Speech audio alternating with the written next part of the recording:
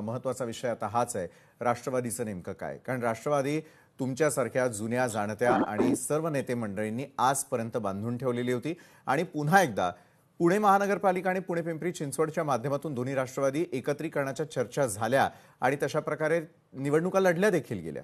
मात्र इतका मोठा दुःखाचा डोंगर पवार कुटुंबावरती कोसळल्यानंतर पुढे राष्ट्रवादीचं काय याची उत्सुकता सर्वसामान्य कार्यकर्त्यांना आहे।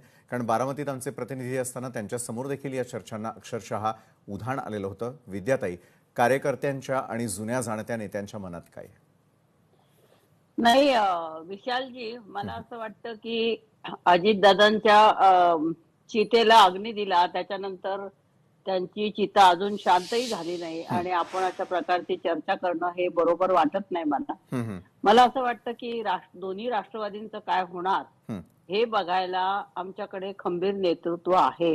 आमचे ज्येष्ठ नेते पवार साहेब आहेत, त्यांच्या तालमीत तयार झालेल्या सुप्रियाताई आहेत, आमचे अध्यक्ष आहेत पक्षाचे जयंत पाटलांसारखे एक जुने जाणते नेते आहेत, शशिकांत शिंदे आहेत, त्यांच्या पक्षातही म्हणजे आता आम्ही काही फार वेगळे झालेलो असलो तरी आम्ही काही खूप मनाने दुभंगलेले नाही आहोत। आम्ही मन जुळवून घेऊ शकतो आणि तिथे पण जुने जाणते नेते आहेत, अजितदादांबरोबर राहिलेले आहेत। गेले 2-1 वर्षात त्यांच्यात काय चर्चा झाली हे त्यांना माहिती आहे। असं असताना मला असं वाटतं थोडा वेळ दिला पाहिजे आणि वेळ दिल्यानंतर निश्चितच काय निर्णय असेल तो आपल्या पुढे ते जाहीर करतील।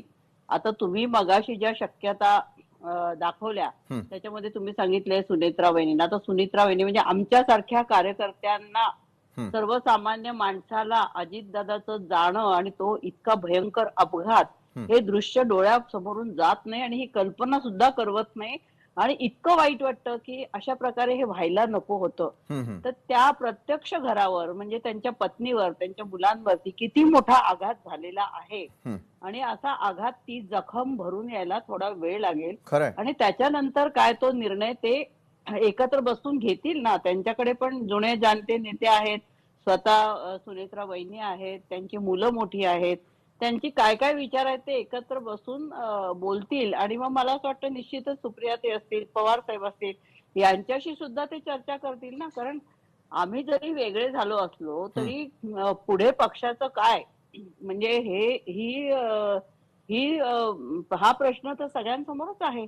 परंतु आता ती वेळ नाहीये। माझं असं म्हणणं आहे की थोडा वेळ गेला पाहिजे आणि वेळ गेल्यानंतरच आपल्याला कळेल की ह्याच्या पुढे काय होणार आहे ते।